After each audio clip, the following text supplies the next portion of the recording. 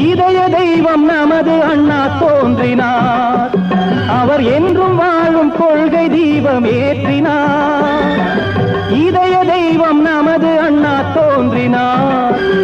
அவர் என்றும் வாழும் கொள்கை தீபம் ஏற்றினார்.